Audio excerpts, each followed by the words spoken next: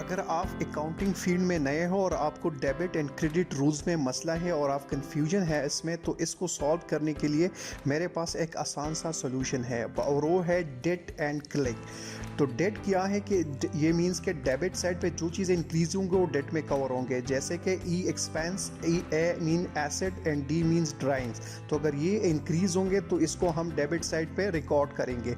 अगर इसके बरक्स अगर क्लिक में मींस के क्रेडिट साइड्स पे जो चीज़ें इंक्रीज होंगी जैसे liability, income and C mean capital, तो ये इसको हम क्रेडिट साइड पे रिकॉर्ड करेंगे। ठीक है, तो डेट क्लिक से ये इंक्रीज जो है कवर हो गया। अगर इसके बरक्स अगर हम अपोजिट लेंगे, इसका मतलब अगर ये चीज़ें डिक्रीज होंगी डेबिट साइड पे, जो चीज़ें एक्सपेंस, एसेट एंड ड्राइंग्स अगर डिक्रीज होंगी तो इसको हम क्रेडिट लिखेंगे। ठीक है, डेबिट एंड क्रेडिट रूल्स को मैंने एक एग्जांपल के थ्रू एक्सप्लेन किया है जिससे पूरा कंसेप्ट क्लियर हो गया होगा। और फिर इसमें 4 स्टेप्स है जिनको हर ट्रांजैक्शन रिकॉर्ड करने में आपने यूज़ करने होंगे स्टेप बाय स्टेप। इसमें आपको हर क्वेश्चन में आसानी हो जाएगी।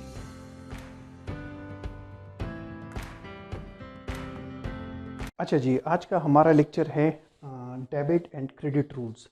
डेबिट एंड क्रेडिट रूल्स का लेक्चर मैं क्यों दे रहा हूँ, क्योंकि मोस्टली इंस्पायरेंट्स जो है वो मैथमेटिक्स, इकोनॉमिक्स और स्टैटिस्टिक से बिलोंग करते हैं। तो उन्होंने मुझे कहा कि सर काइंडली आप डेबिट एंड क्रेडिट रूल्स का एक लेक्चर लें। तो इसलिए मैंने डेबिट एंड लेक्चर का टाइम इसलिए रखा क्योंकि इसके बाद मैं एक डिटेल लेक्चर दे रहा हूँ, वो है journal ledger and try balance, और फिर इनकम स्टेटमेंट और बैलेंस शीट हम बनाएंगे वहाँ से। तो उसके लिए इम्पॉर्टेंट है कि हम डेबिट एंड क्रेडिट रूल्स को समझें। ठीक है, और मैं ACCI के जब इनिशियल पेपर में मैंने ये कंसेप्ट समझा था तो वहाँ से मैंने ये इसको उठाया है रूल्स। तो इसके लिए आपने क्या करना है कि फॉर इंक्रीज रिमेंबर, जब भी जो भी इंक्रीज होगा ना तो उसके लिए ये फार्मूला जो है वो एलिजिबल है। ठीक है, क्या है ये? Date and click. ठीक है, तो डेट का क्या मतलब है कि डेट में जो फर्स्ट डी है, डी मतलब ये है कि ये डेबिट होंगे। ठीक है, तो और EAD, ये इन 3 चीज़ों में जब इंक्रीज आएगी तो क्या होगा? ये डेबिट होगा। ठीक है ना, जैसे हम अकाउंटिंग एंट्री करते हैं तो हमारा जो है वो डेबिट होता है और क्रेडिट होता है। तो इन 3 चीज़ों में अगर एक्सपेंस, ई का क्या मतलब है? एक्सपेंस, ए का क्या मतलब है? एसेट्स, एंड डी का क्या मतलब है? ड्राइंग्स। तो इन 3 चीज़ों में एक्सपेंस, एसेट एंड ड्राइंग्स में अगर इंक्रीज आएगी तो उसको हम क्या करेंगे? उसको हम डेबिट करेंगे। ठीक है, इसी तरह click, click stands for means के इसका मतलब है क्रेडिट साइड। ठीक है, तो इन 3 चीज़ों में अगर इंक्रीज आएगी तो हम इसको क्रेडिट करेंगे। इसका क्या मतलब? एल का मतलब लाइबिलिटी, जो हमारा लाइबिलिटी होगा वो अगर इंक्रीज हो जाएगी तो हम उसको क्रेडिट करेंगे। I means increase in profit, income, income and profit में इंक्रीज आएगी तो इसको हम कहाँ पे रखेंगे? इसको हम क्रेडिट साइड पे। और सी मीन कैपिटल, जो ऑनर जो बिजनेस में इन्वेस्टमेंट करता है उसको हम कहते हैं कैपिटल। तो वो जब इंक्रीज होगी तो उसको हम क्या करेंगे? उसको हम कैपिटल करेंगे। तो आपने क्या नोट करना है कि this is for the increase. Increase in चीज़ों में अगर इंक्रीज आएगी तो हम ये वाला करेंगे।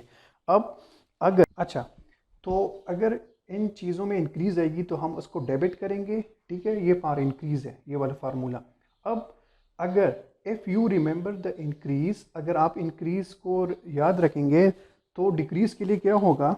डिक्रीज के लिए अपोजिट अप्लाई होगा। अगर अगर इन चीज़ों में एक्सपेंस, एसेट एंड ड्राइंग्स में अगर डिक्रीज आएगा तो फिर क्या होगा? अपोजिट होगा। अपोजिट का क्या मतलब? कि इंक्रीज डेबिट होगा तो इसका अपोजिट अगर इनमें डिक्रीज आएगी तो फिर हम इसको क्या करेंगे? उसको हम डेबिट की बजाय क्या करेंगे? क्रेडिट करेंगे। इसी तरह अगर इन चीज़ों में इंक्रीज आएगी लाइबिलिटी, इनकम एंड कैपिटल में, तो हम इसको क्रेडिट करते हैं ना। अगर इसमें डिक्रीज आ गई तो फिर हम क्या करेंगे? डिक्रीज आ गई तो फिर हम इसकी अपोजिट लिखेंगे। अपोजिट मीन्स कि सपोज इनकम जो है वो डिक्रीज हो गई तो हम उसको क्या करेंगे?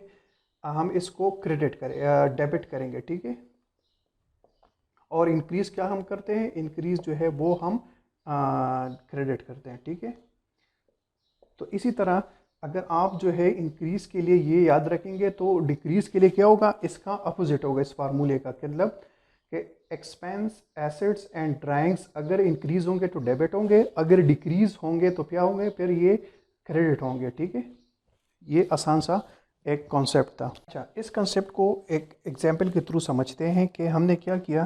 हमने परचेस की एक मशीनरी, कितने की? 1 लाख कैश पे हमने एक मशीनरी को परचेज़ किया। अब मशीनरी हमारा क्या है, एसेट है, और कैश हमारा क्या है, एसेट है, ठीक है।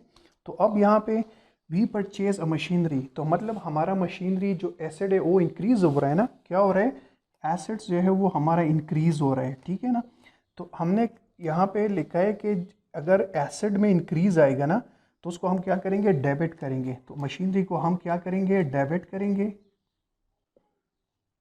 अब यहाँ ये भी हमारा एसेट है, कैश, हमसे 1 लाख रुपए कैश जो है वो जा रहा है।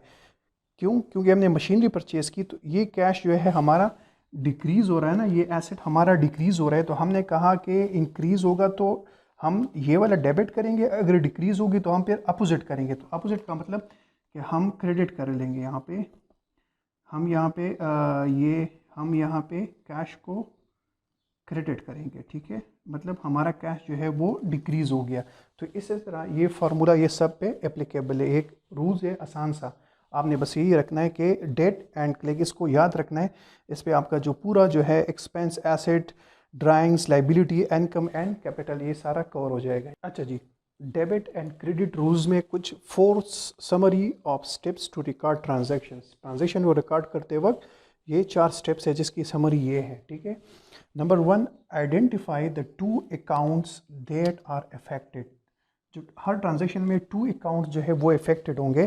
तो सबसे पहले स्टेप आपका क्या है कि आप आइडेंटिफाई करें 2 अकाउंट्स को, कि कौन कौन से अकाउंट जो है वो अफेक्ट हो रहे हैं। सपोज हमने, जैसे पहले एग्जांपल में कहा था ना कि हमने मशीनरी जो है वो परचेज़ की, कितने की, 1 लाख कैसे हमने मशीनरी को परचेज़ किया। तो यहाँ पे आइडेंटिफाई द 2 अकाउंट, हमने 2 अकाउंट्स को आइडेंटिफाई किया, एक मशीनरी और एक कैश अकाउंट। ये हमारा फर्स्ट स्टेप था। Second, consider whether they are increased और डिक्रीज्ड। सेकंड पे हम इंक्रीज और डिक्रीज को आइडेंटिफाई करेंगे। तो यहाँ पे हमारा जो है मशीनरी ये इंक्रीज़ हो रहा है और कैश जो है वो डिक्रीज़ हो रहा है। तो हमने 2 स्टेप्स को कंसिडर किए। थर्ड स्टेप में decide whether each account is debited और क्रेडिटेड। हर एक दोनों अकाउंट को आप देखो कि इसमें डेबिट कौन हो रहा है और क्रेडिट कौन हो रहा है, ठीक है। तो जो इंक्रीज़ हो रहा है, जैसे हमने कहा था ना डेट वाला, उसमें एसेट इंक्रीज़ होता है तो हम उसको क्या करते हैं, डेबिट करते हैं, और अगर एसेट डिक्रीज़ होता है तो उसको हम क्रेडिट करते हैं। तो ये हमारा थर्ड स्टेप है, decide whether each account is debited और क्रेडिटेड। और फाइनल जो स्टेज है वो है check that a debit entry and a credit entry for equal amount have been made, कि अमाउंट जो है वो इक्वल हो। यहाँ पे ऐसा ना हो कि यहाँ पे देखो ना 1 लाख दोनों इक्वल है। अगर इस तरह है कि 1 लाख की मशीन आप परचेज, तो यहाँ पे आपने गलती से 90,000 लिखा है, तो ये फिर टैली नहीं होगा, ठीक है। तो ये सिंपली जो है डेबिट एंड क्रेडिट रूल्स है। नेक्स्ट वीडियो में इंशाल्लाह फिर हम पढ़ेंगे, नेक्स्ट वीडियो में हम पढ़ेंगे, जो लेक्चर है उसमें हम पढ़ेंगे कि जर्नल, जब फर्स्ट एंट्री हम करते हैं तो जर्नल में कैसे रिकॉर्ड करते हैं, फिर उससे हम लेजर को कैसे बनाएंगे, ठीक है, और फिर हम ट्रायल बैलेंस कैसे बनाएंगे, और फिर बैलेंस शीट और इनकम स्टेटमेंट। तो इनको एक छोटे से एग्जांपल के थ्रू हम स्टेप बाय स्टेप इनको, क्योंकि इनसे कंटिन्यूसली क्वेश्चन आते हैं, जर्नल और लेजर से जो है कंटिन्यूसली क्वेश्चंस आते हैं, और बैलेंस शीट से भी आते हैं, क्योंकि उसमें जो सीक्वेंस में होते हैं ना रिकॉर्ड, तो उसमें भी क्वेश्चन जो है पूछे जाते हैं, ठीक है। तो इंशाल्लाह फिर नेक्स्ट लेक्चर में मिलते हैं।